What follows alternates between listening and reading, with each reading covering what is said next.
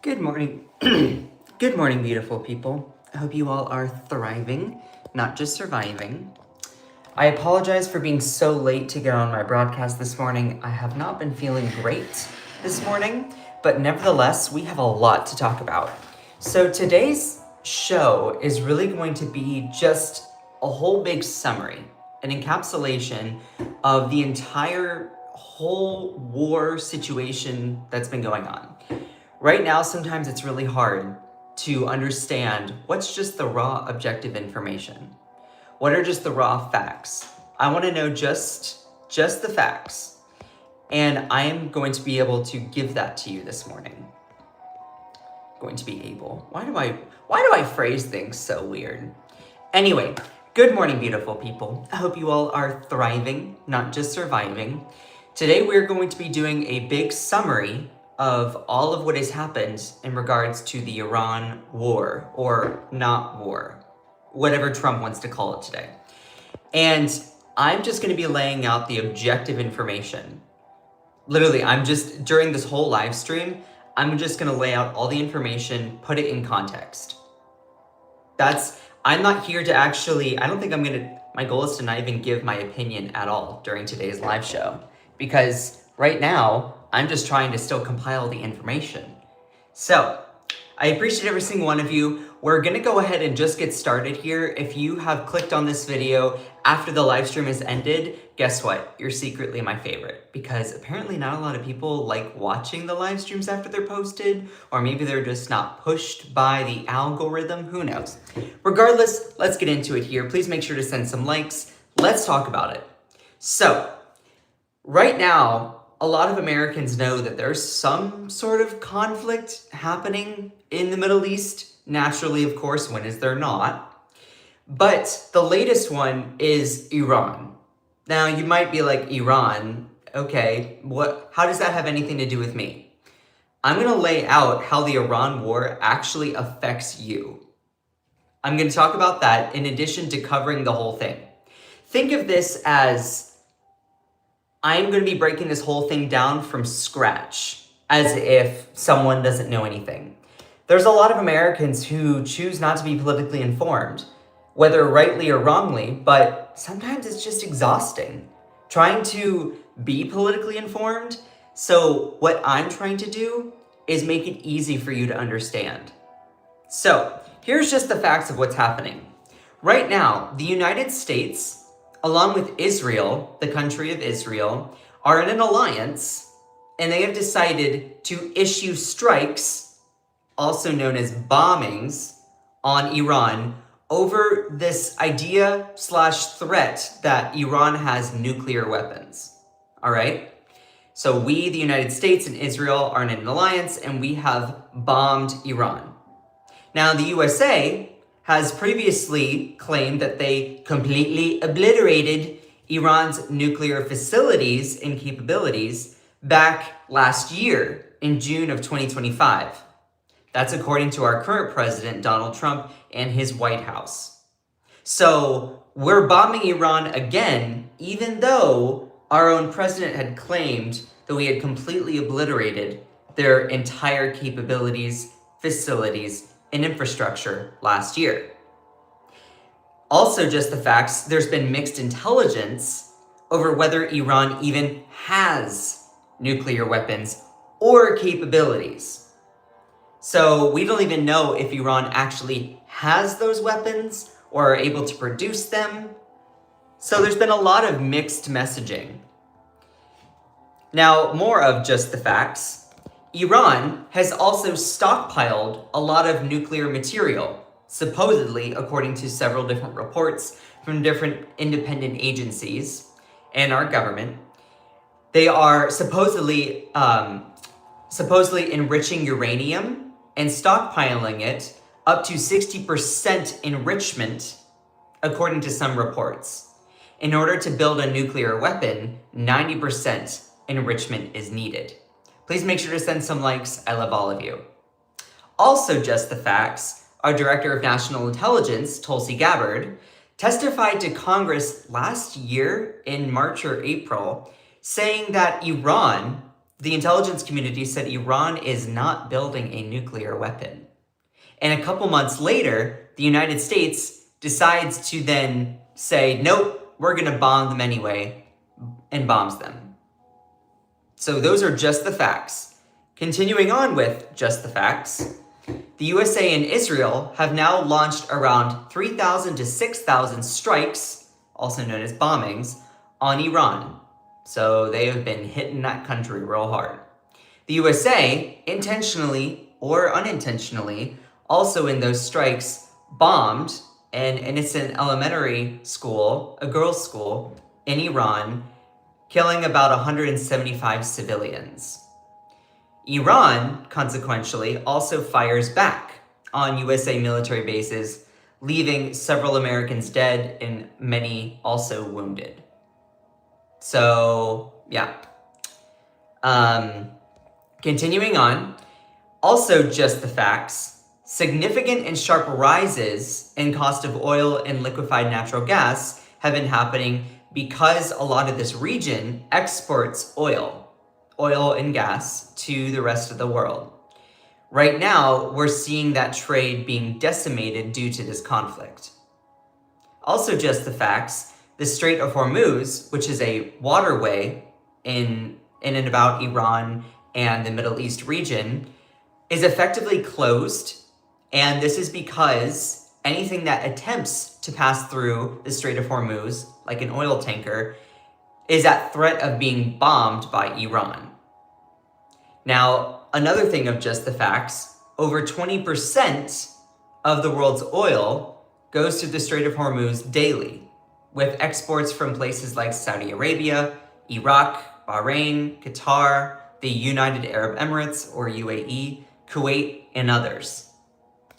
So right now, we're seeing a huge bottleneck in regards to exports for oil.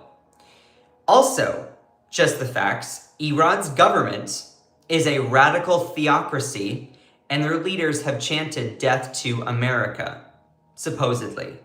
Reports have indicated that Iranian leadership is not favorable at all towards America. Whether for reasons that are valid or invalid are for you to determine. Though Iran's government is a radical Islamic regime, and their leaders are not a fan of America. Now, Iranian citizens have been fighting for their rights, independence, demanding true equality and freedom, fighting religious intolerance, and instead pushing for religious inclusion and tolerance, and discrimination towards women. Right now in Iran, women do have the capacity and ability to vote, although that right has been heavily constricted due to several different Iranian laws that have been pushed down through interpretation restricting true equality. It's only equality in quotes in that instance. Now, also just the facts, like the United States, citizens of a country are not their own government leaders. So citizens of the United States, we are not 100%, like, I should say it like this. There's a difference between citizens and their government. Iranian's government is a radical Islamic regime that chants death to America. Their citizens, some of them might hold that view, sure, but many of them might not. Just like in America, right now we have a certain president in office. That doesn't mean that everyone in that country is reflective of those president's actions or beliefs. So there is a difference, of course, between citizens and their government. That's just a factual thing. Continuing on here, many Iranian citizens, also just the facts, many Iranian citizens have been unalived by their own government for protesting. So right now, a lot of Iranian people have been killed in this pursuit of freedom. Iranian civilians are different from their government leaders, and their government leaders, just the facts, have been wrought with corruption and likely stolen elections.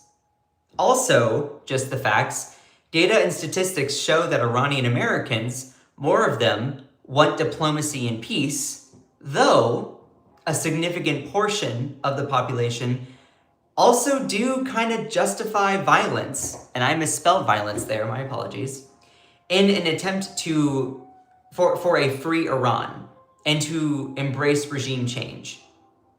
So if you ask Iranian Americans today, they do have kind of split views. A majority still favor diplomacy and peace, but you ask them and it seems much more nuanced around this whole situation.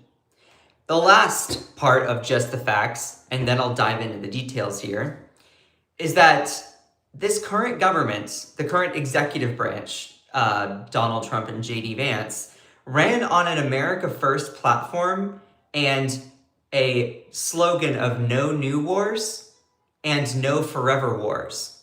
Yet, despite all of this, data is now showing that many Republicans and MAGA voters have decided to fall in line with Trump's actions embracing this war in Iran, a very much pivot from their idea of American isolationism. Another thing of just raw factual information, war is expensive. And it's been costing a lot of money for the United States, up to $1 billion a day already. Also, in addition to all of this, with the conflict happening in the Middle East, this war, gas prices, electricity prices, and grocery prices are all going to be going up as a result. Those are just the facts. None of that was my opinion. None of that was my interpretation. Those are just the raw information. All of what I just pointed out is not up for debate.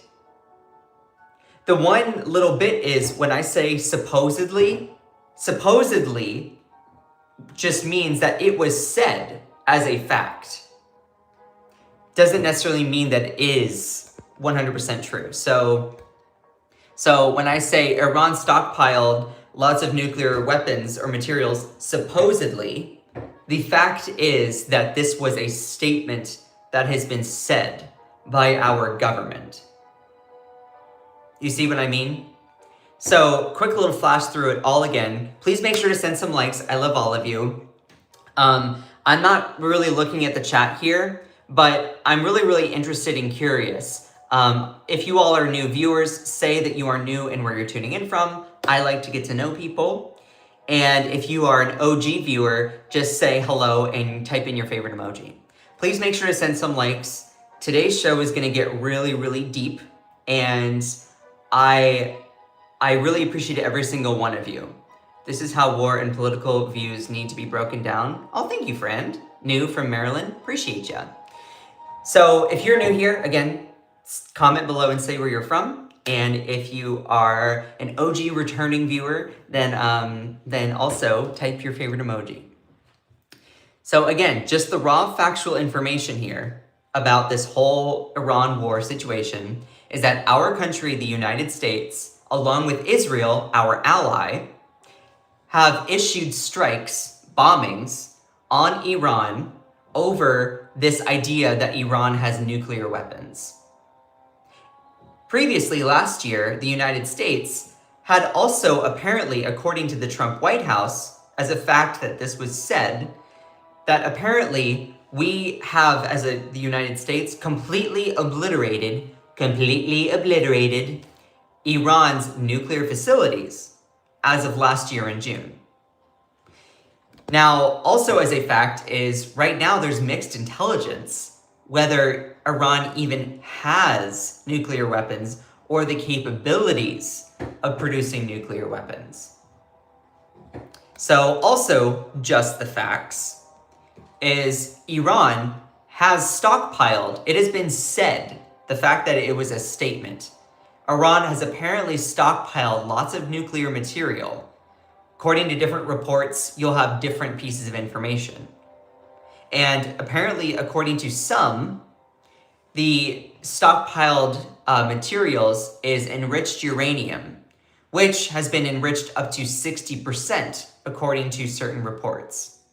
In order to build a nuclear weapon, you need 90% enrichment. So it's not clear whether this is for nuclear weapons or not. Another thing of just the facts, the director of national intelligence, our head intelligence official, Tulsi Gabbard, testified to Congress last year, 2025, in March or April, I don't remember, testifies to Congress that according to our intelligence community, Iran is not building nuclear weapons. And despite that congressional testimony, many in our government decided to endorse strikes, bombings, a couple months later on Iran.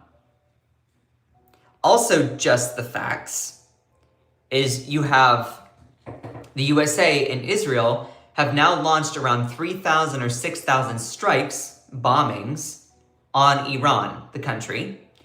The United States intentionally or unintentionally bombed an elementary school in Minab, Iran, which killed around 175 elementary school girls. This certain strike did not hit a military base, it hit an elementary school. Now, consequentially, just the facts, Iran, after being bombed by us and Israel, has also launched strikes back on USA military bases in the region. So USA military bases, not in our physical country, but also abroad. So the United States has military bases in places like Saudi Arabia, United Arab Emirates, Qatar, Bahrain, Kuwait, Iraq. And this has now led to several Americans losing their lives and many Americans also injured as a result. Also, just the facts. Right now, because of this conflict, we are seeing significant and sharp rises in the cost of oil and LNG, liquefied natural gas, with new prices of over $100 per barrel. Sorry, I think I spelled barrel wrong there. My apologies. And also, oil and LNG futures are skyrocketing. In addition to that, the Strait of Hormuz, which if you don't know about that, it's okay. The Strait of Hormuz is simply a waterway that carries around 20% of the world's oil. The Strait of Hormuz is effectively closed because right now, as a result of this war, Iran, the country of Iran, is bombing, blowing up any oil tankers that attempt to pass through this waterway in pursuit of exporting oil to other countries, whether that is the United States or to China or to other countries that do this trade.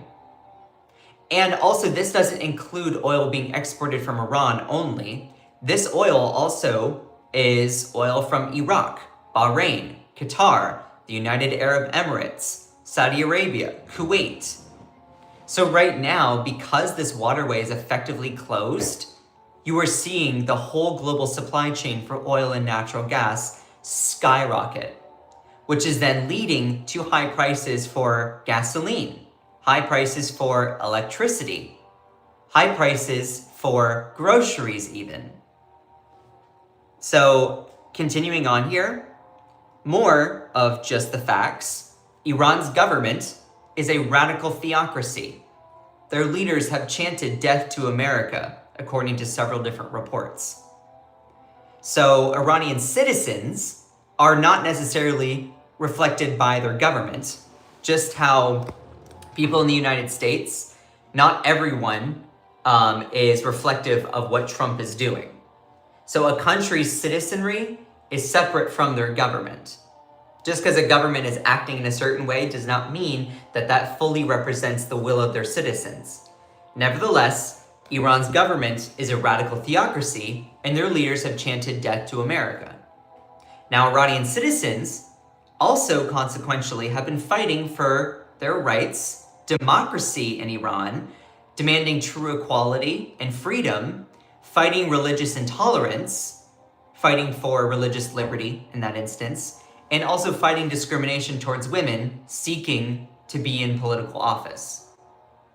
Also, just the facts, many Iranian civilians, have been killed and unalived by their own government for simply protesting. Also, just the facts, and I'm going to dive into all the specifics here after covering this again. I just put that one up. Hold on. Let me get to the next one. Also, just the facts. Iranian civilians are different from their government leaders, who are wrought with corruption and likely even stolen elections. Also, data and statistics show that many Iranian Americans want diplomacy and peace, though a significant portion of the population do kind of justify violence in an attempt to create a free Iran and end this radical Islamic regime and embrace regime change. So there were, just like in America, you had several different Americans not saying that violence was necessarily okay, but understandable in the attempt of, what was his name? The United Healthcare CEO being unalived, or even Charlie Kirk. Some people were like, look, I don't condone violence, but, in those situations. So several Iranian Americans are feeling the exact same way in regards to their government, which has unalived their own citizens. Though they don't prefer violence, they do kind of justify it. But again, a majority of Iranian Americans are saying that they want diplomacy and peace first. Also, just the facts that Donald Trump and J.D. Vance ran on a platform of America First and no new wars or forever wars. So completely contradicting their previous campaign promises. Now, despite all of this, new data has shown that MAGA Republican voters are now falling in line and embracing Trump's actions, embracing this war in Iran, or whatever they're calling it. Please make sure to send some likes. I love all of you. We're going to be getting into the specifics here in a minute. Also, just raw factual information, war is expensive. It's been costing billions of dollars each day for the United States, money that we could use for other things.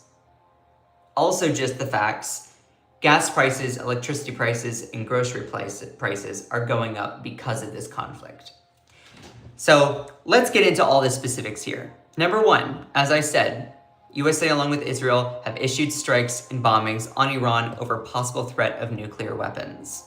We have seen this. We've seen this with our country first striking. It was a preemptive striking is what they're calling it. Trump says in his first video since Iran strikes, there will be likely more American deaths as he vows to avenge dead troops. And so our country launched strikes first, along with Israel. And so the lives of courageous American heroes may be lost. This is what Trump says.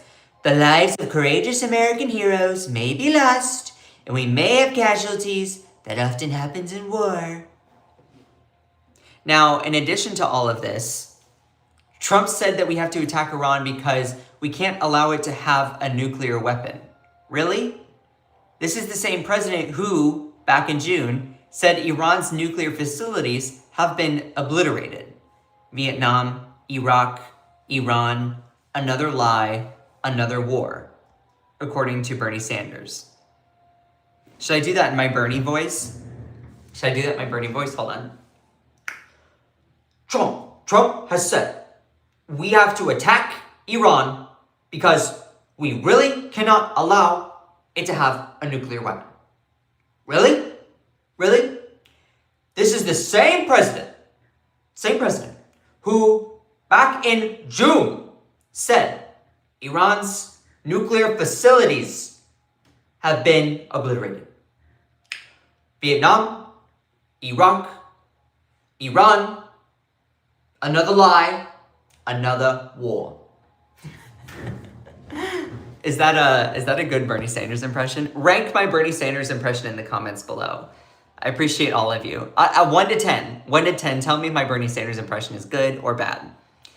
Going back to just the facts here, the USA, according to Trump's White House, had completely obliterated all of Iran's nuclear facilities last year, back in June, according to the White House. This is what the Trump White House has said. This is what it has said.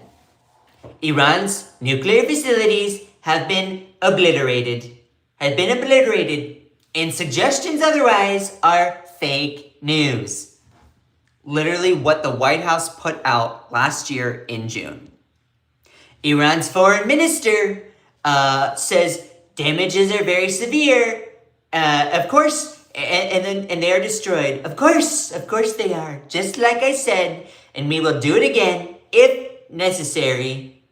As interviewed by Brett Baer, fake news should immediately fire their phony reporter and apologize to me and all the great pilots who obliterated Iran's nuclear sites. So, just the facts. Trump made a statement saying that Iran's nuclear facilities last year were completely obliterated. Oh, I'm seeing some 9s and 8 out of 10s. Okay, thank you. That was a great Bernie. Oh, thank you. I appreciate all of you. I can do a good Bernie and I can do a good Trump. Biden, I'm getting better at. I need to follow Dana Carvey from SNL because he does a good Biden. So also just the facts, we apparently bombed Iran over the idea that they have nuclear weapons and their facilities are completely obliterated. And to suggest otherwise is fake news. So we bombed Iran over this idea that they had them back last year. UN nuclear watchdog says it's unable to verify whether Iran has suspended all uranium enrichment. So they're like, yeah, we're not sure. Iran has not allowed the United Nations Nuclear Agency access to its nuclear facilities bombed by Iran and the United States during a 12-day war in June, according to a confidential report by the watchdog circulated to member states as seen Friday by the Associated Press. The report from the International Atomic Energy Agency stressed it cannot verify whether Iran has suspended all enrichment activities or the size of Iran's uranium stockpile at the affected nuclear facilities. Iran has 4 enrichment facilities, but the report warned that because of the lack of access, the International Atomic Energy Agency, quote, cannot provide any information on the current size, composition, or whereabouts of the stockpile of enriched uranium in Iran. The report stressed that the loss of continuity of knowledge needs to be addressed with the utmost urgency. Now, Iran has long insisted that its nuclear program is peaceful, but the IAEA and Western nations say Tehran, Iran's capital, had an organized nuclear weapons program up until 2003. The US is seeking a deal to limit Iran's nuclear program and ensure it does not develop nuclear weapons. So, all of that being said, yes, objective facts are Iran has significantly increased its stockpile of highly enriched uranium, with reports as of early 2026 indicating that they may roughly possess around 440 kg or 970 pounds of uranium enriched to 60% purity. This amount is just below the 90% weapons grade threshold and is sufficient to producing multiple nuclear bombs, significantly reducing their breakout time. So, reports are indicating that Iran did stockpile and possess nuclear material, not to the point where it was enriched enough to then be able to be used in a nuclear bomb or nuclear weapon, but that it had enriched it partially. So please make sure to send some likes. I hope this breakdown is helping. Key details. As early as 2026, the IAEA reported that Iran holds around 440.9 kilograms of uranium enriched, up to 60%, a substantial increase from previous levels. Enrichment, it's around 60%, and is a single and technical step away from the 90% required for weapons-grade uranium. Weaponization, experts estimate the stockpile could allow for the production of over 10 atom bombs, with some reports suggesting capacity for 10 to 12. And so, with this breakout time, Iran's stockpile has reduced the time needed to produce enough weapons-grade material in just weeks. Now, the one thing I will say on this is these are reports. These are reports of things. It's hard to know whether to trust or not trust those reports. Are these people reporting in good faith or being swayed by a certain industry, group, or government? So we, the United States, decide to bomb them and apparently blow up their entire nuclear weapons facilities. All of their nuclear capabilities. And to suggest otherwise is fake news. Though, according to our president. Though, apparently, Iran had built up their entire arsenal again to the point where we as the United States preemptively striked their country, bombed their country because they had nuclear weapons again. Do you see where I'm getting at here with, we apparently destroyed all of it in the past, but it grew back that quickly. That infrastructure grew back that quickly to the point where we needed to bomb them again because they had nuclear weapons. The reports say they had nuclear weapons. There's also been some reporting. Why is the hair coming out of my hat here? I think that, okay, whatever. It is what it is. There have also been reports saying that, well, it doesn't look like Iran is building these nuclear weapons. They are enriching uranium, but it doesn't even look like they're building nuclear weapons, according to our Director of National Intelligence, Tulsi Gabbard, who then said that Iran isn't building a nuclear weapon. They are enriching uranium, but they're not building a nuclear weapon. On March 25th of last year, Tulsi Gabbard delivered the U.S.'s intelligence community's collective conclusions covering a broad swath of national security issues, including the threat posed by Iran and its possible development of a nuclear weapon. Please make sure to send some likes. I appreciate every single one of you. I work hard to do these broadcasts, so it means a lot to have y'all's support. And also, I do encourage comments, just don't be a jerk. Shout out to my amazing moderators. The international intelligence community's continued assessment that Iran is not building a nuclear weapon. Sorry, I read that wrong. Let me correct that. I have a theory that I swallow air when I do these broadcasts, which is really annoying. The international community continues to assess that Iran is not building a nuclear weapon, and Supreme Leader, I don't know how to pronounce that, has not authorized the nuclear weapons program that he suspended in 2003, she told the committee bluntly. Gabbard was echoing an assessment that the U.S. intelligence agencies have been making since 2007.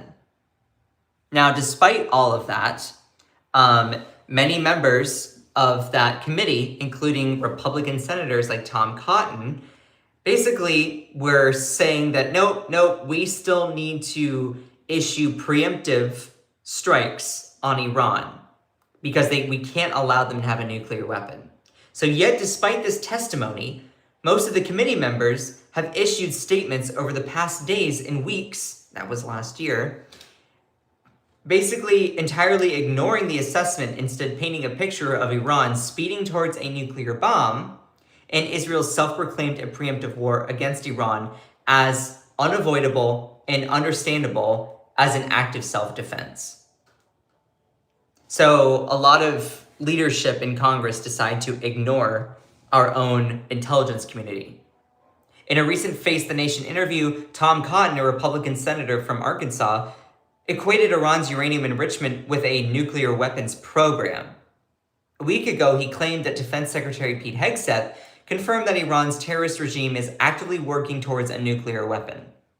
So you see how despite the testimony given by our head intelligence official, they decided to go forward anyway.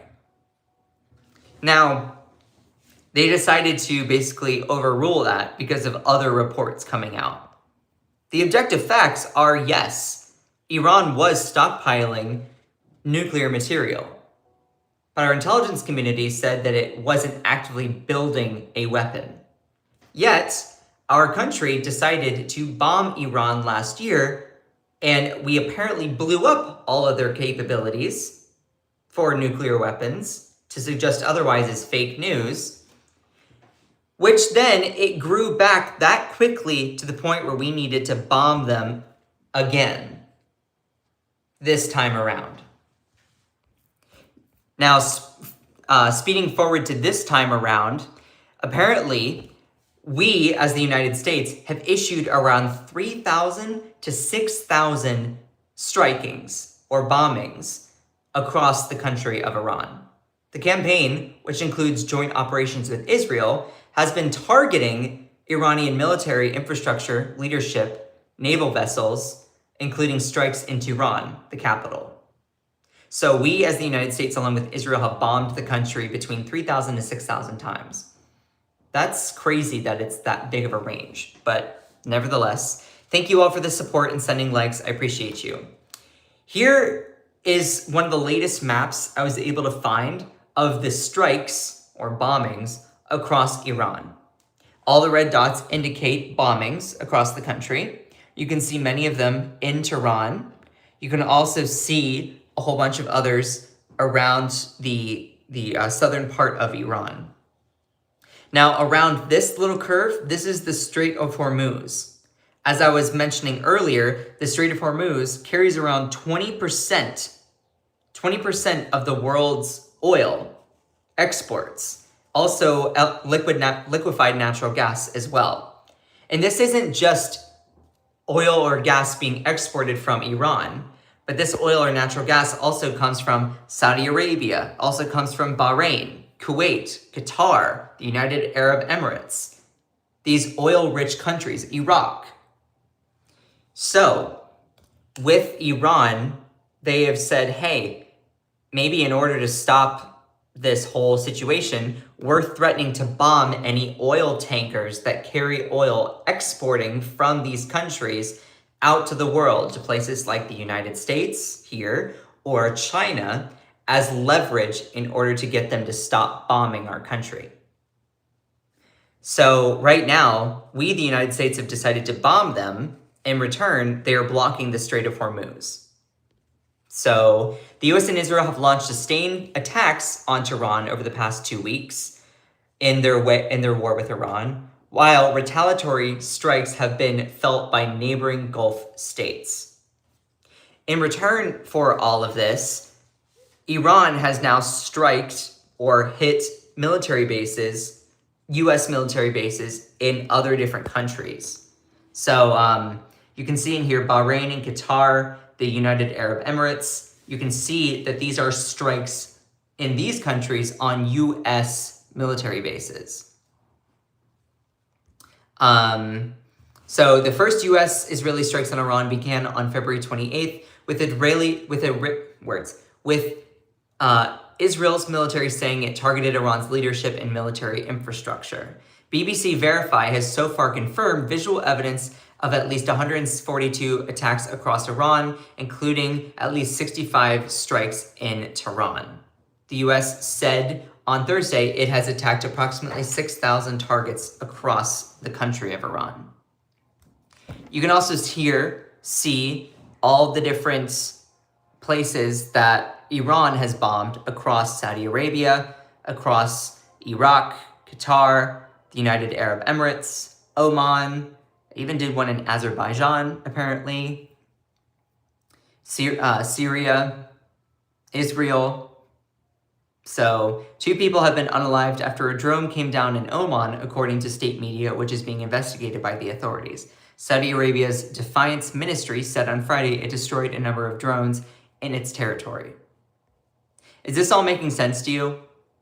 Also, Israel strikes Hezbollah group in Lebanon. So in addition, Israel bombs Iran, Iran bombs back, but Israel is also bombing places in Lebanon, which have Iran sympathizers known as Hezbollah. With this whole conflict, there has been mixed messaging over whether this is a war, this isn't a war, this is a short-term conflict, this is a long-term war. It's both short and long. It is both soup and not soup. And you've also seen mixed messaging from our own leadership. So that was done by Iran. Trump lies as more evidence shows that United States was behind school massacre in Minab, Iran. I guess acknowledging that you attacked a school and unalived a bunch of children right off the bat might spoil POTUS's splendid little war. Please make sure to send some likes. I love all of you. A reporter aboard Air Force One asked Trump straightforwardly whether the United States bombed a girls' elementary school in southern Iran on the first day of the war. To which the president responded, "No, in my opinion, based on what I've seen, that was done by Iran." Why would Iran bomb their own elementary school? Why would they do that? Why would they kill their own kids? The reporter then asked Pentagon Secretary Pete Hegseth, standing right behind the president, whether the claim was true, and he declined to endorse it, saying, "We're certainly investigating. We're certainly investigating." So that's how it went. Did the U.S. bomb an elementary school in Minab, Iran, and kill around 175 elementary school girls? Trump, based on what I've seen, it was done by Iran. Reporter, is that true, Mr. Hegseth? Pete says, "We're investigating." Trump says, "They are very inaccurate with their munitions. It was done by Iran." So, yeah. And a lot of people were saying, totally affects as someone who believes the words coming out of his mouth. Now, in addition to that, we do have lots of evidence. New video footage shows the U.S. Tomahawk missile hitting an IRGC facility in Minab, which on February 28th, showing the first time the United States struck the area. The footage also shows smoke already rising from the vicinity of the girls' school. So evidence shows it was the United States missile that did it. Now, despite all of this, Trump also responded when he was asked about it again. You just suggested that Iran bombed its own school. Why are you the only one saying this? Trump then says, "I just don't know enough about it." He responded that he doesn't know enough about it after accusing Iran of bombing their own school. Another time he was asked, Trump was just asked if he takes responsibility for the United States strike on an Iranian school that unalived 175 people. His response, "For what? I don't know about it." So those are just facts. Now, going back to the economic costs here, right now this conflict is really wreaking havoc on the whole oil and gas supply chain. So right now, a lot of oil and liquefied natural gas is exported from these countries to other places like the United States or China. And because of this conflict, gas prices are skyrocketing. Also, electricity prices are skyrocketing. Grocery prices are also likely going to rise. So, this is a breakdown from the Center of American Progress. The war in Iran will raise fuel prices and costs throughout the economy. It's not a debate at this point that this is happening. Now, the question more of is, how is this happening and how much are costs going up? Make sure to send some likes. I love all of you. Let me take a sip of coffee real quick. Hold on. I know that my live streams can get a little bit dry, but I appreciate every single one of you. My goal is to help people understand the crazy events that are happening. Sometimes it's not easy to be politically informed. And that's where I try to step in and help people break it down. The conflict in the Middle East right now with Iran does affect you. It does affect you. It affects your prices that you pay for gas. It affects the price you pay for electricity, and it affects your rising grocery prices. So whether or not you're like, oh, and this is just my own viewpoint opinion here, I will say there are people that are like, oh, I just don't do politics. I just don't do politics. Well, newsflash, politics does you. It impacts you, whether directly or indirectly, has ramifications on your lives. Now, I'm not here to tell you what to think, but also showing you how politics affects you, directly and indirectly. This conflict happening in Iran, across the Middle East, affects you. And so let me explain how. So the war in Iran will cost Americans more at the pump, as well as on their utility bills and their grocery bills. And the reason for that is simply because oil and liquefied natural gas are not going through the Strait of Hormuz. So when the Trump administration's war on Iran began, all shipping through the Strait of Hormuz was effectively halted, removing 1/5 of the world's oil and gas supply from the market. That's about 20%. Fuel prices throughout the world spiked and will likely remain elevated as long as this war persists, this conflict persists.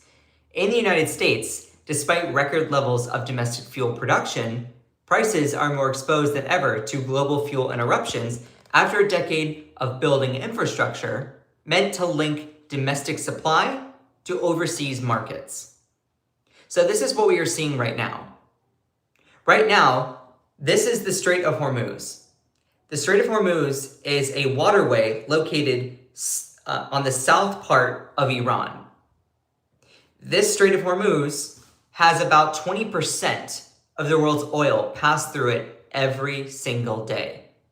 These are oil exports coming from places like Saudi Arabia, Iraq, some from Iran, very little, but some, Kuwait, the United Arab Emirates, Bahrain. These are all countries that export oil and liquefied natural gas. Now, oil, of course, is used for gasoline. It's used to help fuel cars and transportation, also farming equipment and such. Liquefied natural gas is often used in industry, but namely for electricity generation. Natural gas power plants to then generate the electricity that allows my ring light to be on right here, allows your laptop to turn on, allows you to charge batteries. So liquefied natural gas is also a huge export coming from the Middle East, going to places like China or the United States. So with this Strait of Hormuz effectively being closed because of this conflict, you are seeing exports going sharply decreasing, leading to the supply that we currently have becoming more expensive. It is a very, very natural, common thing that whenever supply decreases, price increases. The law of supply and demand, that's how that works. Now you're like, well, why is the Strait of Hormuz closed? Yes, there's a conflict going on, but why is it closed? It is simply because Iran, as leverage, is saying we're going to bomb any oil tankers that attempt to pass through and export oil in resistance to our country being bombed by the United States and Israel. So Iran strategically is trying to hurt the United States and other countries by making it more expensive because they're not getting access to liquefied natural gas and oil. That's the situation. Since our country, the United States, along with Israel, bombed Iran first, they've now bombed us back, but they're using the Strait of Hormuz as leverage to try and negotiate something. Or not negotiate something. That's for you to determine. So right now, many parts of the US economy are still dependent on fossil fuels, and higher prices for oil and gas increase the prices for gasoline as this war continues, and perhaps sometime thereafter. American households also will pay higher prices at the pump, on their utility bills, and on the grocery bills. This is what we are seeing, the increase in crude oil prices as the aftermath in Operation Epic Fury, which is the bombing of Iran. It's also outpaced increases during similar geopolitical events, such as Russia's invasion of Ukraine. So this graph is showing you the percentage change in crude oil future prices, relative to the day of hostilities. What you are seeing right now is skyrocketing increases in price. Similar with liquefied natural gas. You are also seeing sharp increases with LNG. That's abbreviated liquefied natural gas. And again, that is used for utilities. That is used for power plants. That is used to generate electricity. So right now, because many utilities are not receiving as much LNG as they would if the Strait of Hormuz was open, then you are going to be seeing electricity prices, your utility bill, increase as well. Now you'll say, okay, so what? The price of oil is going up. That doesn't mean that the price of gas is going to go up. Incorrect. Corporations have financial responsibilities, fiduciary responsibilities to their shareholders. If they are buying oil for a higher price, they're not going to then swallow the loss in profit. They're going to then increase the price to the consumer. And the consumer will also pay an increase because those corporations are going to want their profit no matter what. So if they're buying something more expensive, if the retailer is buying something more expensive, they're going to sell it for more expensive. Same with utilities. If they're buying liquefied natural gas, that's more expensive, then they're going to then say, oh, electricity is going to become more expensive. So your utility is going to then charge you more. Also, oil and petrochemicals are used in synthetic fertilizers that are often used within our US agricultural system. So, because the Strait of Hormuz is effectively closed, you are now seeing skyrocketing prices that are also going to affect, in limited supply, is going to affect the way our food system functions because fertilizers are often made from petrochemicals, which there are less of within an industry. And because of that lower supply and continued demand, there is bound to be increases in price. Does that all make sense? I appreciate every single one of you. I hope that me breaking it down in this way is incredibly helpful. If it's not, then whatever. But in just the first week after President Donald Trump bombed Iran, the average price of gasoline in the United States increased 48 cents per gallon. This is because oil prices are set on the global market, and nearly half of the cost of gasoline is the crude oil from which it is refined. President Trump has also dismissed the real impacts that Americans are facing at the gas pump, saying that it is a, quote, very small price to pay for the United States and the world safety and peace. So Trump is now deciding to justify increases in oil prices, claiming that if you think differently, you are a fool. Literally, he put this out on his Truth Social not long ago, saying short-term oil prices, which will drop rapidly when the destruction of Iran's nuclear threat is over. But pause.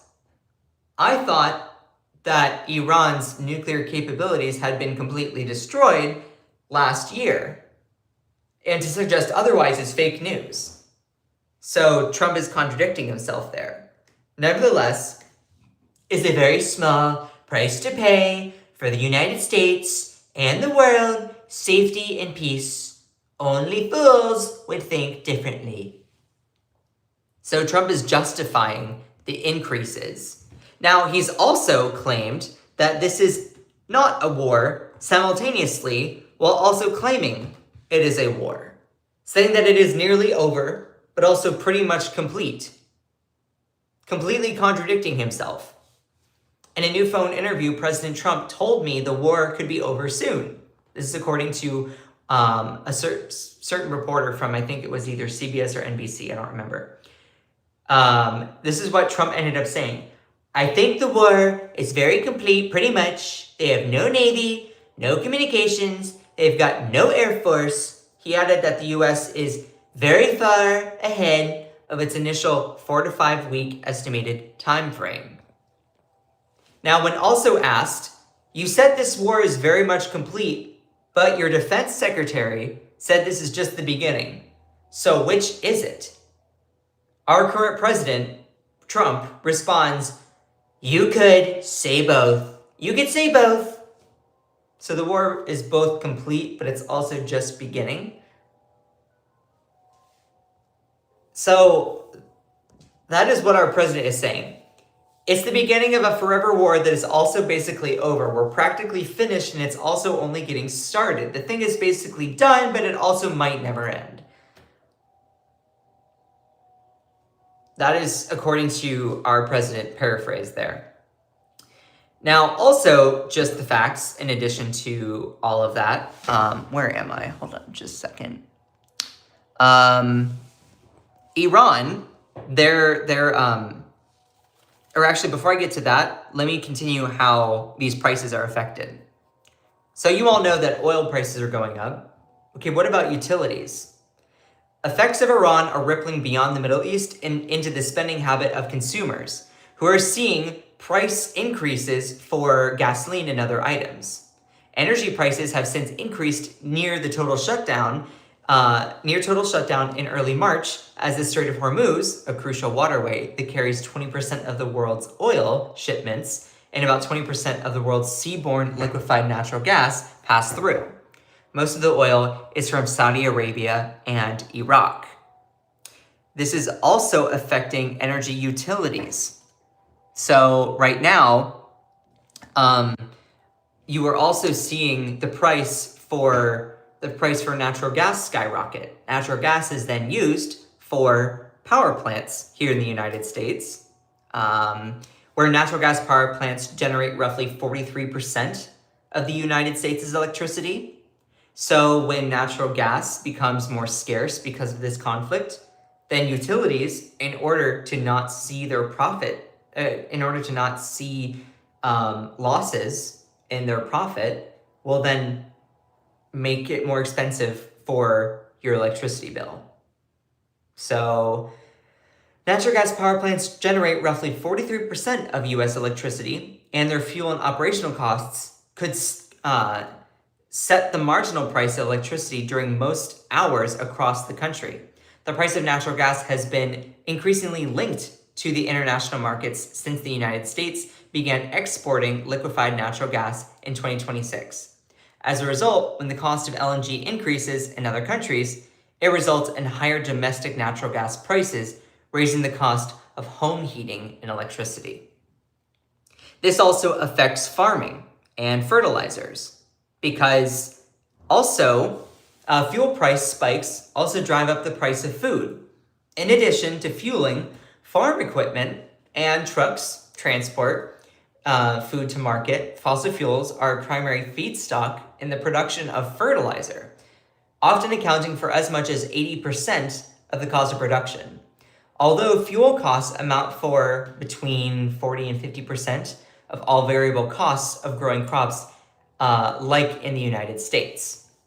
So because petrochemicals, oil, is used for synthetic fertilizers, you're also going to see our US farming infrastructure impacted by this conflict in the Middle East, and then leading to higher prices for groceries. Now, to combat some of this, you do have the International Energy Agency, the IEA, announcing plans to release around 400 million barrels of oil from its strategic reserves in order to curb this shock to the system. And this graphic shows pretty much how much oil we have in reserves, 400 million barrels, compared to the 20 million barrels that passes through the Strait of Hormuz daily. So the United States has decided to release its strategic reserves in order to then curb this conflict. Though, it would be remiss of me not to mention that the United States has failed to replenish a lot of its strategic reserves, which then leads us into a vulnerable situation when things like this happen. Nevertheless, you were seeing gas and oil prices spiking because of this conflict. What you were seeing here is when Russia invaded Ukraine, and that also heavily impacted our system as well. So we are seeing this whole situation really throw a monkey wrench into the whole supply chain. And right now, current and historic releases from oil energy reserves in the International Energy Agency, you are seeing that we released around 181.7 million barrels of oil. And in this situation, we're releasing way more. So pivoting from all of that, also just the facts in this whole situation here, Iran's government is a radical theocracy, and their leaders have chanted death to America. So I just outlined the whole situation happening. Iran's government itself is not very friendly towards the United States. And there are reports basically suggesting that, Iran has basically issued so many threats to Americans. So yes, Iranian leaders, their government officials, have frequently used and defended the chant, quote, death to America, end quote, since the 1979 Islamic Revolution. The slogan is a staple of the official state-organized rallies and is often led by high-ranking figures within the government and the military. So the leaders of Iran, the government leaders, are not very friendly towards the United States. In fact, have chanted death to America. Now, also a fact is that the civilians of a country don't necessarily reflect the will of the government leaders making decisions. In the United States, you could say the same thing. We have two very big political parties that disagree on so many capacities. When one is in power, that does not mean that everyone within the country is on board with those actions. You see that now with our current president. So it's important to note that just because Iran's leadership is very, very antagonistic towards the United States, that does not mean that Iranian civilians themselves are antagonistic towards the United States. And in fact, a lot of Iranian civilians are very upset with their government and have been protesting for their freedoms. And that does not necessarily reflect the will of by the government.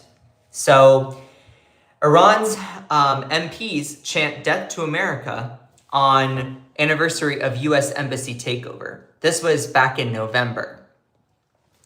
Iranian lawmakers chanted death to America and death to Israel in parliament on Tuesday, back in November in 2025, as they marked the anniversary of the 1979 seizure of U.S. embassy in Tehran. They do not like America. They've chanted death to America. The chants came a day after Supreme Leader Ali Khamenei defended the slogan and reaffirmed Iran's anti-U.S. stance in a speech to students in Tehran. Khamenei said Iran's dispute with Washington was essential, not tactical, rejecting the notion that the chant itself created enmity between the two countries. I'm not sure what it's trying to say there. The slogan, Death to America, is not what causes hostility. The enmity is rooted in the nature of America's imperialist system. Now, to be fair, America has an imperialist system. Though, does that then justify a chant towards death to the entire country, including its citizens? Or is that not what they mean? That's for you to determine. Regardless, the country is hostile towards the United States and their government, and by de facto, possibly their citizens. So, in addition to all of this, you see these statements, but rather a reaction to America's imperialist system. Sorry, I just covered that. I don't want to be redundant. Now, there are lots of Iranians in the country that are fighting for freedom. So Iranians have been engaged in a sustained multi-year struggle for freedom, human rights, fundamental change, often characterized by the widespread protests and economic strikes, and a, quote, woman life freedom movement that has gained international attention. These efforts have faced severe, sometimes lethal crackdowns from the Iranian government itself. So there are a lot of Iranian citizens who are protesting their own radical Islamic government due to differences in religious beliefs and rights. Right now, the government of Iran is a radical Islamist theocratic regime that do not believe in true equality and freedom for women based on religion or how they wear their hijab, the covering of their head, and also other rights for other individuals.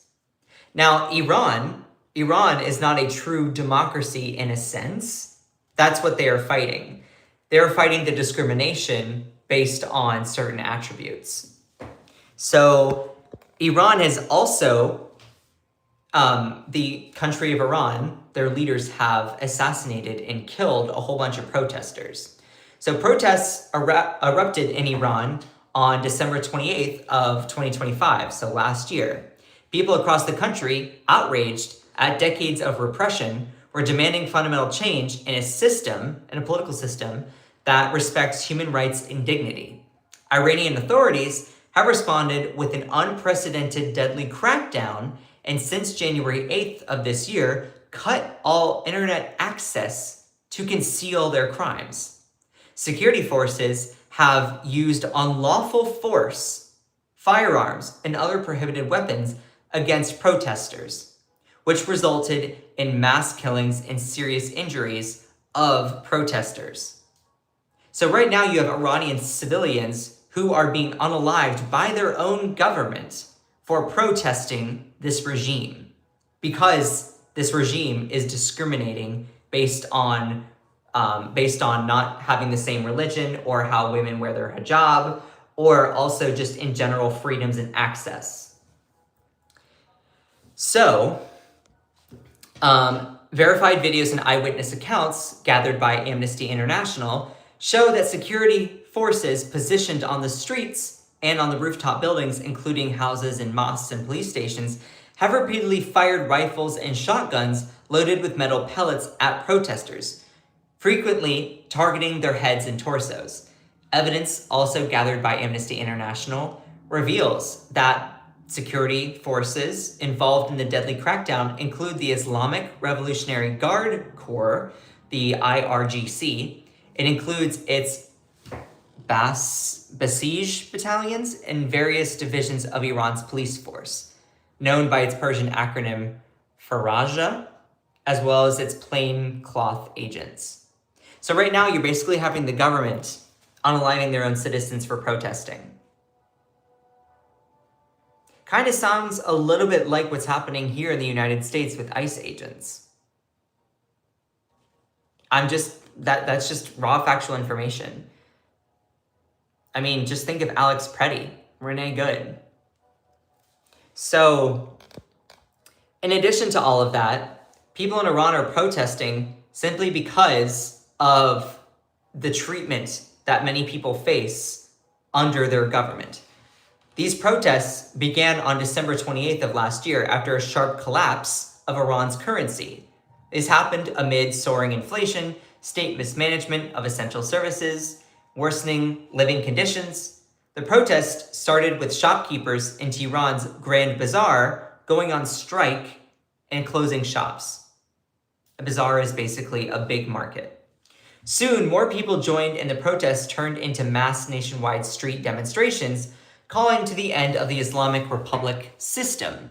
Protesters are demanding fundamental change and transition to a new system of government that respects people's human rights and dignity. So these people are actually protesting for a true democracy, equality, and freedom.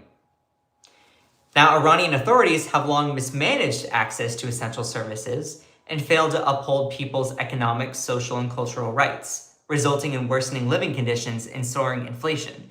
In 2025, people in Iran faced severe and prolonged water shortages and electricity cuts, resulting in schools and business closures. Rather than addressing the problem, the authorities ignored systematic failures, instead blaming drought and overconsumption, leaving people with even less access to services to meet basic human needs such as water and energy. This situation worsens people's right to an adequate standard of living and to be able to live in dignity. In addition to all of that, these protests have been going on because of government corruption wrought in the country. The authorities in Iran are also failing to address environmental degradation, which exacerbates existing inequalities and disproportionately affects marginalized communities. This environmental degradation is marked by the loss of lakes, rivers, wetlands, groundwater depletion, water pollution, land subsidence, declining water and reserved, and soil health, etc. Make sure to send some likes. I love all of you. And these protests are very, very widespread. Shortly after the bazaar's merchants protested, and that started in Iran, they quickly spread to streets in other cities across towns in the country.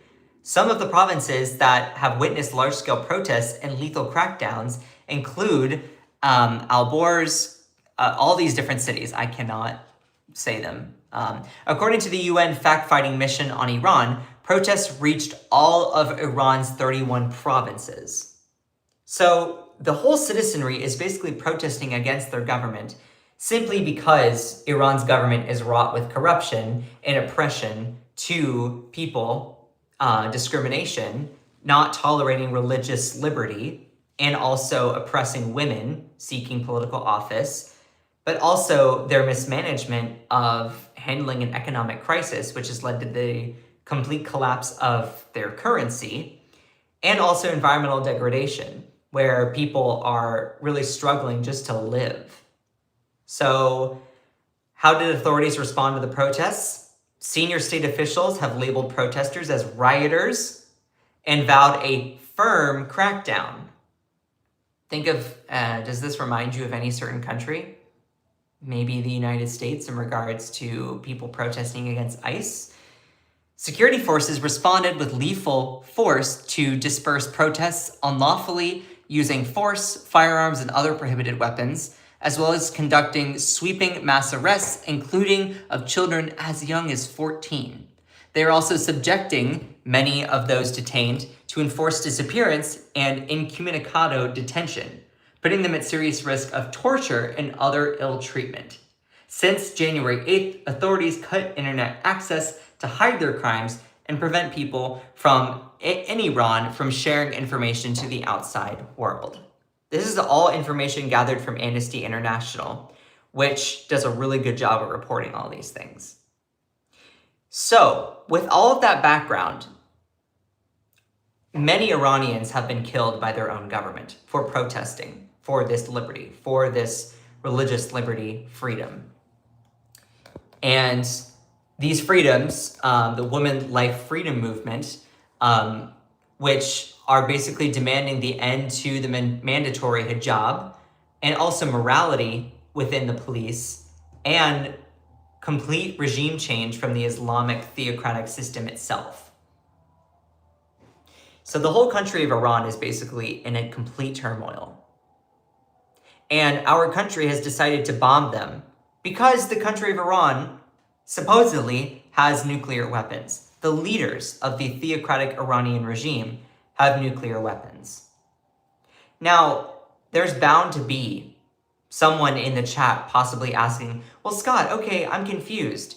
You're saying that the United States is bombing Iran and Iran bombs us back, and we were the ones that instigated this war. So is this war good or bad?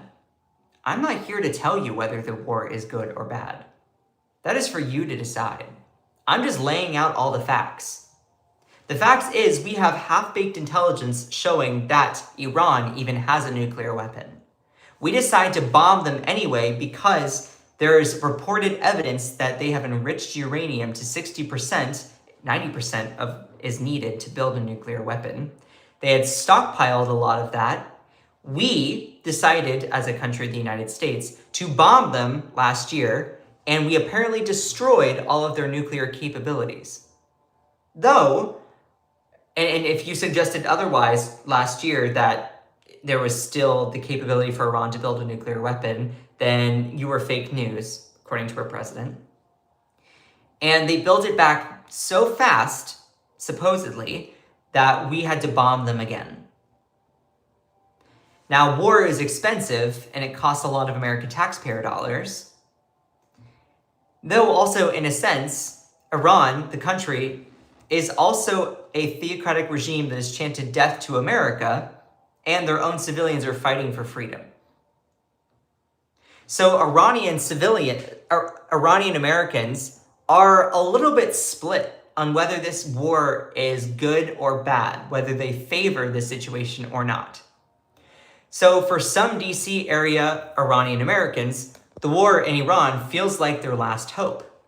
Several different Iranian Americans are not in favor of violence, but they're also not mad at the Trump administration for bombing the country over these nuclear weapons, because what it's also doing is supposedly weakening the Iranian regime that is oppressing the hold on, I need a sip of coffee. I just lost my train of thought. But Iranians apparently are not mad, necessarily Iranian Americans, that our country is bombing the United States, but it's not because they have or don't have nuclear weapons. They're saying Iran has been oppressing a lot of their own civilians for a long time. So the fact the United States is bombing them, yes, it also hurts innocent civilians, sure. Though if this possibly weakens the theocratic regime that is oppressing Iranian Americans, then they're all for it. So if you ask Iranian Americans in this country, they might give you more of a nuanced view about this war than you might have anticipated. Now, Scott, people might say, Scott, have your views changed a little bit on this war? A little bit, actually. And this is simply because I don't like what Iran's government is doing to their people. That all being said, I think it's kind of silly for our country to bomb them over half-baked intelligence that they have nuclear weapons. If they truly do, then yeah, it's a threat. Though we as the United States have long entered lots of wars, spending lots of money in regime change, regime building exercises, especially in the Middle East. And this costs Americans their taxpayer dollars. I'm not here to tell you whether that's American dollars well spent or not. Though, the purpose for this war is to get rid of nuclear weapons, which it doesn't really seem like they can confirm nor deny that they even have them. I think going to war based on a preemptive hunch is kind of stupid. Though, this war being waged, hurting innocent civilians, is awful.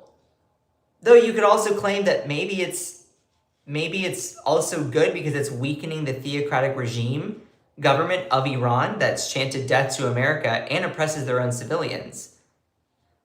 Though you're like, well, war doesn't help anything, it only continues violence. That's also true. So many Americans, Iranian Americans, are saying, look, we don't like this, but we are kind of desperate. We're justifying this violence as perhaps a change. The government of Iran is not a country where you can do diplomatic stuff, one Iranian American says. Sometimes it's needed for actions like this, for America attacking Iran. We just want the regime gone so people can have a little bit of freedom. Though, compared to all of this, most Americans, Iranian Americans, want diplomacy with Iran, according to polling from Irresponsible Statecraft from the NIAC, the National Iranian American Council, which suggests that a strong majority of Iranian Americans support diplomacy to resolve tensions between the United States and Iran. A finding at odds with the dominant conversation online suggesting that most Iranian Americans are in favor of the Iran war. So the findings suggest that a lot of Iranian Americans are like, yeah, we want to do diplomacy first. Please make sure to send some likes. I love all of you. I really do. I hope that my breakdown is providing people with the information to make critical decisions that affect your life in the world of global politics. So right now what we're seeing is the question is, what is your position on diplomacy to reduce tensions between the United States and Iran? You see a good chunk of people either strongly support or somewhat support diplomacy, and you have around a third, just over a third, say that they oppose or somewhat oppose diplomacy. So Iranian Americans are basically concluding saying we want diplomacy. We want diplomacy first before we resort to violence. Though there are Iranian Americans who feel that they've tried diplomacy already, and this has led to the slaughtering of their lives. Iranians who have been protesting their own government wrought with corruption and discrimination based on women and freedom and life. And so they are like, we're not mad at violence. We're not condoning violence, So that is the situation that has been happening. And we have seen around 36,500 deaths amongst Iranian civilians amidst this whole conundrum, this whole crackdown. So I encourage everyone to look at the deaths of innocent Iranians in perspective. This war certainly does not help I shouldn't say it like that. This war certainly does unalive innocent Iranian people. Though also their government is doing the same thing. They are also unaliving their own civilians protesting. Though the United States going into this war is over the idea that they have nuclear weapons. Again, half-baked intelligence with contradictions coming from different agencies. So we as the country of Iran, or we as the country of the United States have bombed Iran because of nuclear weapons. So this whole thing is having a huge impact on the entire globe, the entire society, economically and socially. The last part of just the facts here is that Donald Trump and J.D. Vance ran on no new wars, stop forever wars. You will see these kinds of signs. Kamala Harris will send your children to war, stop wars, vote Trump Vance. Well, one could argue that that's aged like milk in the hot sun. Or Donald Trump claiming, don't let Obama play the Iran card in order to start a war to get elected. Be careful, Republicans. It is kind of a known fact that in order to then unify a country, you then start a war. In order to increase your popularity, you start a war. The idea is that you are putting everyone within the country on the same side versus a foreign threat in order to quell the differences between people. Right now, we're seeing historic levels of disagreement and difference in animosity from Republicans to Democrats, Democrats to Republicans. Rightfully so, wrongfully so, I have my own opinions. Regardless, we are seeing that. So there is an idea within modern politics that hey, if you just declare a war on a foreign country, you can put all those people who are fighting on the same side against a foreign threat as a way to increase your popularity. And this is what Trump was saying about Obama back when he was president. And now, Donald Trump, you could argue, is doing the exact same thing. Many MAGA voters endorsed the idea of no new wars, no forever wars. And now, their candidate, their leader, is doing exactly the opposite of what they initially voted upon. Basically claiming that war is somehow good now. And this whole thing, really, again, is aging like milk in the sun. Remember that I predicted a long time ago that President Obama will attack Iran because of his inability to properly negotiate, not skilled. It was Donald Trump who ripped up the Iran deal, the Iran nuclear deal. And a Wall Street Journal opinion piece by J.D. Vance, our vice president, Trump's best foreign policy, not starting any wars. He has my support in 2024 because I know he won't recklessly send Americans to fight overseas. Yet, our defense secretary, Pete Hegseth, is not ruling out sending Americans overseas to fight in this war. So, you will see so many different posts and videos of Trump saying that Obama will start a war with Iran to get elected.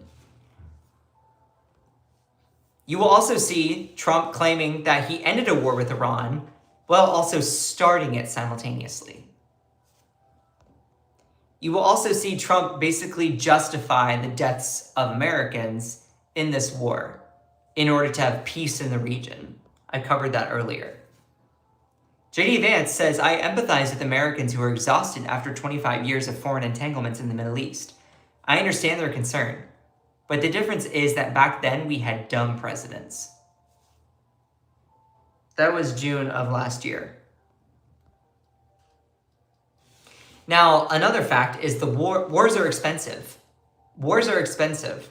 Right now, estimates are showing that with the fresh reporting of the ongoing U.S. assault on Iran, it's costing Iran $1 billion per day in taxpayer money. Opposition lawmakers and candidates for office, outside critics, are ripping the Trump administration and his allies in Congress for the financial recklessness in Congress, for the financial recklessness of unlawful and unprovoked attack on the Iranian people. Now, again, putting all in perspective, Iran's government is slaughtering their own civilians who are protesting for their equal rights and freedom, though it also is costing our citizens a lot of money because war is expensive. Developing weapons, issuing contractors, all of that is super expensive. Replenishing our military in that sense, it's expensive. So is there not an ability to negotiate? According to Trump, if you just bomb a country, it shows that you don't have the ability to negotiate. So, with all of this being broken down, war is, of course, expensive. We're also seeing a lot of people wanting to cut the defense budget. I don't necessarily disagree. And we are seeing right now the U.S. and Israeli strikes on Iran being over nuclear weapons is half-baked intelligence, at best. Yet Iranian civilians are fighting for freedom from their oppressive regime in their country. Now you're like, okay, Scott, that was a lot. What am I supposed to think? That's for you to decide. I'm not here to tell you what to think. I'm not here to tell you what to believe. I'm here just trying to give you the raw information. This situation is really complex. But it affects you. It affects you because it's your taxpayer dollars that are being used for endless war. Though, also it affects you because this war that has been started is affecting gas prices, affecting grocery prices, utilities, because oil exports and LNG exports aren't leaving from the Strait of Hormuz out to the world. Though, socially, our country, the United States, bombing Iran is, of course, bad and unaliving civilians, though Iran itself is also killing their own protesters, protesting for equal treatment, rights, religious liberty. So you could say, well, then maybe we shouldn't be so much against this Iran war. But the reason for us going into the Iran war is over the idea that they have nuclear weapons. But to suggest that we didn't obliterate their nuclear weapons, according to Trump, is fake news, as of what he said last year. Yet the military-industrial complex benefits from endless war. And is this over regime change? Is this not over regime change? Is there information that we, the American public, are not provided? Is this all a distraction from the Epstein files? There are more questions than answers. And I hope my breakdown basically helped you understand the situation better. Okay, I know that was a lot. Do we have any questions? Oh my God, there's so much in the chat that I haven't even addressed. It's biblical, bro. Read it. Dude.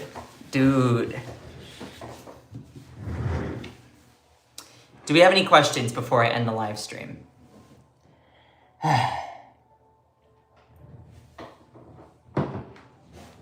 As a Kurdish person in Mosul, Iraq, I see Iran as a threat to the regional stability, and I see the possible for a Kurdish or Kurdish state being possible, hopefully. I want to trust that that person is real, so I'm going to. But let's see. This before he put boots on the ground. Yeah, I am real. Okay, cool. Well, I mean, you never know if there are bots or something like that. I appreciate you sharing that. I hope that this breakdown really does help explain some things. Right now, I don't think that our news coverage does a great job at putting all of this in context. Nah, Henry isn't real. Well, it's so hard to tell who is real and who's not over the internet.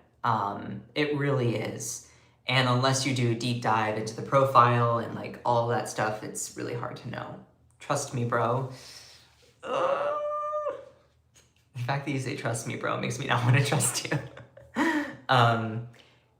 Did that breakdown help? Simply respond yes if it did. Was that breakdown helpful? I just need some reassurance. If it wasn't, then great. I know that it was helpful, but sometimes it helps me understand or helps me feel like I've communicated. Do we have any questions? Will David, thank you. Akicha, Kate.